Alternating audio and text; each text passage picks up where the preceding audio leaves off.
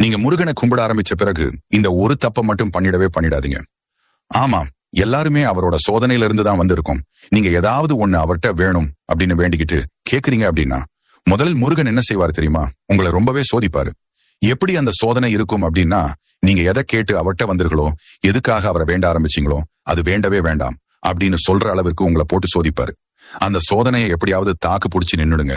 வேண்டாம் அப்படின்னு மட்டும் சொல்லி அதை கைவிட்டுறாதீங்க. முதல்ல ஒன்றை ஞாபகம் வச்சுக்கோங்க. எந்த ஒரு பொருளும் நமக்கு ஈஸியா கிடைச்சிட்டா நமக்கு அதோட அருமை தெரியாது. அதே ஒரு விஷயம் நமக்கு ரொம்ப கஷ்டப்பட்டு பல தோல்விகளுக்கு அப்புறம் கிடைக்கிறது அப்படின்னா அதோட அருமை நமக்கு நல்லாவே புரியும். அது மாதிரிதான் முருகன் மேல் இருக்கும் நம்பிக்கையும். நீங்க கேட்ட உடனே அவர் அதை செய்து விட்டார் உங்களுக்கு. அதோட அருமை என்னைக்குமே புரியாது. அவரது பக்தர்களை அவர் எப்போதுமே கைவிடவே மாட்டாரு. முருகன் பக்தன் அப்படின்னா சும்மா இல்லை. வாழ்க்கை அப்படி ஒன்றும் எளிது இல்லை. அதுல கஷ்டம், நஷ்டம், துன்பம், இன்பம், துயரம் இப்படி எல்லாம் கலந்துதான் இருக்கும் என்றைக்குமே. இதை